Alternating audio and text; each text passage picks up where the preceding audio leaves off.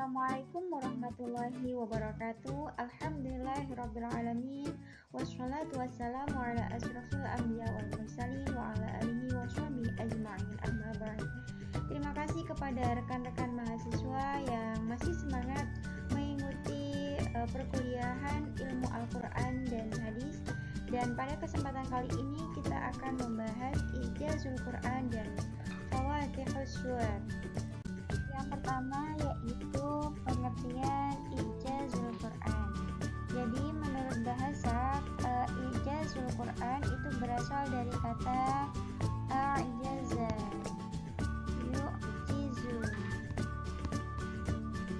i'jaz, yang bermakna melemahkan atau memperlemah. Jadi a'jaza atau i'jaz itu lawan dari kata qadarah yang berarti kuat atau mampu. Menurut Ali As-Sabuni, i'jaz adalah menetapkan kelemahan manusia baik secara kelompok atau bersama-sama untuk menandingi hal yang serupa dengannya. Jadi di sini maksudnya adalah i'jaz itu merupakan upaya untuk menegaskan kebenaran seorang nabi, dan pada saat yang sama ia juga menegaskan kelemahan manusia yang mengingkari akan kenabian Rasulullah ataupun mengingkari adanya mukjizat Al-Quran. Jadi Ijazul Quran itu adalah berkenaan dengan kehebatan Al-Quran dalam menantang atau mengalahkan upaya-upaya orang yang mencari kelemahan atau kekurangan dalam Al-Quran. Jadi itulah dinamakan dengan ijaz. Ditampilkan niat ijaz ataupun mukjizat itu bukanlah semata-mata untuk menampakkan kelemahan manusia dalam menandinginya, tetapi sebenarnya tujuan Al-Quran itu diturunkan adalah meyakinkan umat bahwasannya Nabi Muhammad itu benar-benar utusan Allah dan Al-Quran itu benar-benar diturunkan oleh Allah. Jadi bukti nyata bahwa Al-Quran itu adalah mukjizat yang diberikan oleh Allah adalah Al-Quran menantang siapa saja, baik itu manusia ataupun jin, untuk membuat kitab suci seperti Al-Quran. Nah, tantangan Al-Quran itu disampaikan dalam 3 tahap. Tahap yang pertama yaitu terdapat dalam surat Al-Isra ayat 88, di mana dalam surat Al-Isra ini Al-Quran menantang siapa saja untuk membuat seperti Al-Quran secara utuh. Jadi dalam surah Al-Isra disebutkan kulla ini jama'atil jinnu wal insu ala ayyatu bimisli hadzal Quran. Jadi menantang jin ataupun manusia untuk membuat seperti Al-Quran secara utuh. Kemudian tahapan yang kedua yaitu dalam surat Al-Hud dalam surat Hud ayat 13, di mana Al-Quran itu menantang siapa saja yang membuat 10 surat yang sama. Kemudian yang ketiga, Al-Quran menantang siapa saja untuk membuat seperti Al-Quran 1 surat saja. Jadi ada tahapan yang pertama, menantang manusia ataupun jin untuk membuat Al-Quran secara utuh. Kemudian yang kedua, membuat 10 surat yang sama. Yang ketiga, membuat 1 surat saja. Selanjutnya yaitu macam-macam ijaz. Macam-macam ijaz di sini ada 2. Yang pertama adalah mukjizat yang bersifat material indrawi yang tidak kekal.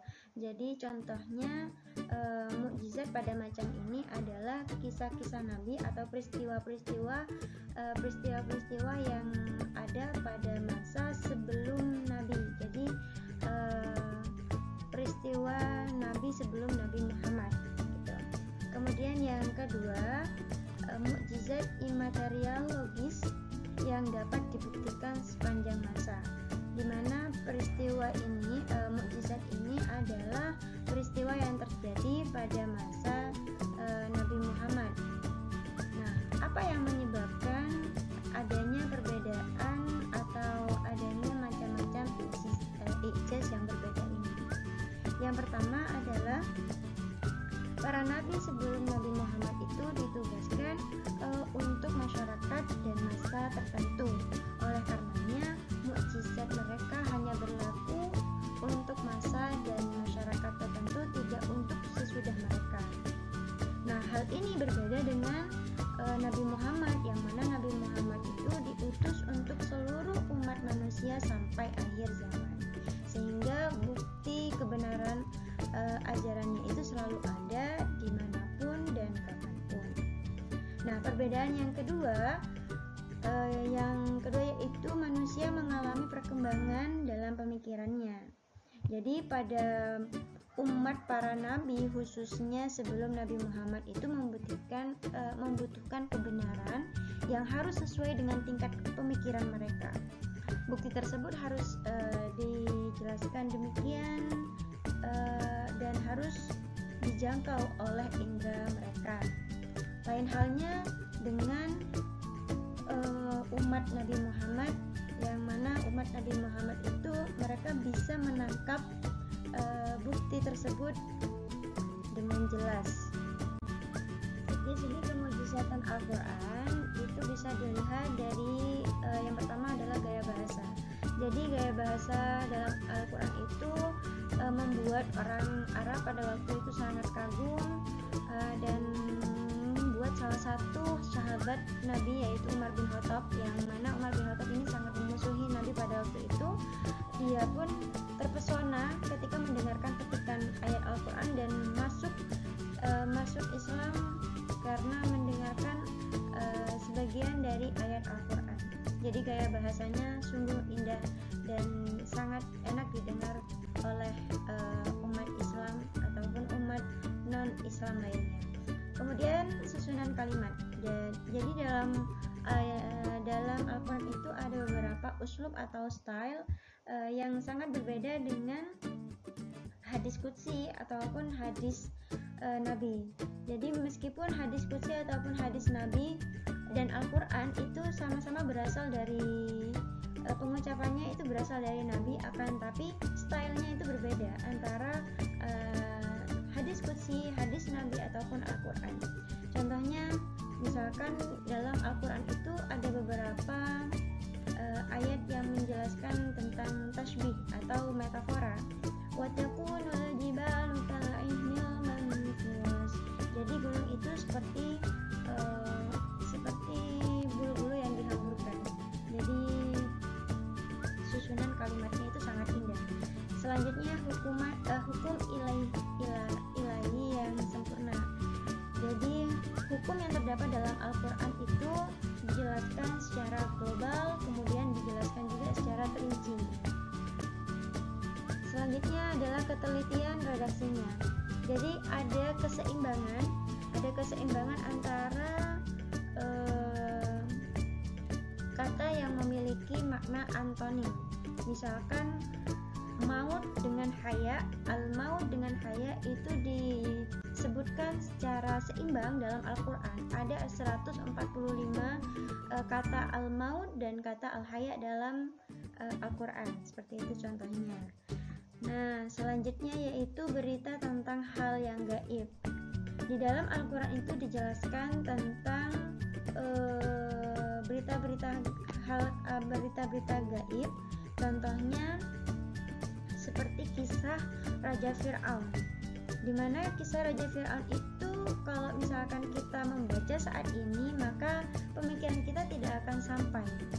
Akan tapi dalam Al-Quran itu dijelaskan tentang hal-hal yang gaib dan yang bisa ditangkap oleh pemikiran umat saat ini.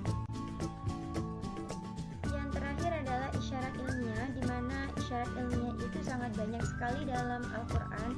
Contohnya, Al-Quran itu menjelaskan tentang sumber cahaya. Huwallazi ja'ala asy-syamsa diya'an. Jadi dalam Al-Quran itu dijelaskan bahwasanya huwallazi ja'al, dia yang menciptakan matahari sebagai sumber kehidupan, sumber cahaya bagi kehidupan manusia. Topik yang kedua yaitu fawatihus suwar. Fawatihus suwar itu terdiri dari dua kata. Yang pertama adalah fawatih, kemudian yang kedua adalah aswar.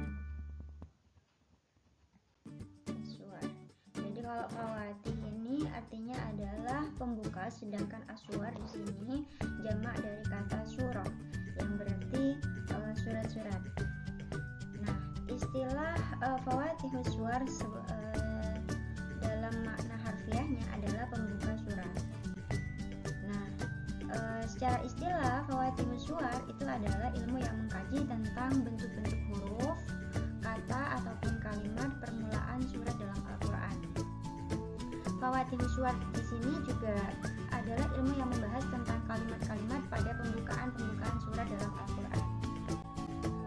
Bentuk fawatihus suwar dalam Al-Qur'an itu yang pertama ada pembukaan dengan pujian kepada Allah atau as-sana. Jadi pujian kepada Allah itu ada beberapa macam. Yang pertama pembukaan dengan sifat terpuji bagi Allah dengan menggunakan lafaz basmalah, lafaz alhamdulillah, kemudian menggunakan lafaz tabarakalladzi, ada yang menggunakan lafaz tasbih subhanalladzi asra. Misalkan dalam surat Al-Fatihah menggunakan kata hamdalah, alhamdulillahirabbil alamin. Kemudian dalam surat Al-Mulk yaitu menggunakan kata yang membesarkan nama Allah, tabarakalladzi biyadihil mulk. Nah, dalam surat Al-Asy juga menggunakan kalimat tasbih subhanalladzi asra. Nah, seperti itu. Untuk contoh pembukaan dengan pujian ya, itu as-sana namanya. Selanjutnya yaitu pembukaan dengan huruf yang terputus atau huruf al-muqatta'ah. Jadi huruf al-muqatta'ah itu ada banyak sekali contohnya dalam Al-Qur'an seperti surat Al-Qalam, nun wal qalami wa ma yasturun. Kemudian dalam surat Al-Imran alif lam mim. Ataupun dalam surat yang lainnya menggunakan huruf-huruf yang terpisah, terputus-putus, Toha. Macam bentuk fawatihus suwar lainnya yaitu pembukaan dengan panggilan an-nida yang terdapat dalam surat Al-Maidah. Misalkan panggilannya di sini menggunakan ya ayyuhalladzina amanu aufu bil uqud. Seperti itu contohnya. Kemudian yang selanjutnya pembukaan dengan sumpah atau al-qasam. Ini sangat banyak sekali, seperti contoh dalam surat An-Nazi'at, wan nazi'ati gharqa. Jadi dimulai dengan huruf qasam, waw. Selanjutnya pembukaan dengan kata perintah dalam surat Al-Qadar. Contohnya iqra. Iqra itu kata perintah ya, bacalah. Iqra bismi rabbikal ladzi khalaq. Apa saja hikmah fawatihus suwar? Yang pertama adalah hikmahnya memberi perhatian dan peringatan atau menjadi pedoman bagi Rasulullah untuk menjawab tantangan atau menjawab pertanyaan pada waktu itu. Kemudian yang kedua, pembukaan surat yang diawali dengan menetapkan sifat-sifat terpuji seperti hamdalah, kemudian tasbih subhanalladzi, kemudian menggunakan kata-kata atau nama-nama Allah dengan mengagungkannya, tabarakalladzi, yakni dengan masdar yang selanjutnya diikuti dengan fi'il madhi ataupun fi'il mudhari. Itu menunjukkan betapa ajaibnya, betapa mukjizatnya Al-Qur'an itu. Setelah itu hikmah yang terakhir adalah jika kita melihat fawatihus suwar atau pembuka surat dengan sumpah, itu adalah memberikan kita sikap teladan atau sikap bertanggung jawab bagaimana seseorang itu harus berkata dengan jujur, karena Allah itu menggunakan beberapa benda sebagai sumpahnya. Al-Quran di sini agar manusia itu memperhatikan kebesaran Allah melalui ciptaannya. Nah, demikian penjelasan singkat tentang mukjizat Al-Quran atau I'jazul Quran dan Fawatihus Suwar. Semoga bisa bermanfaat buat teman-teman semuanya. Saya akhiri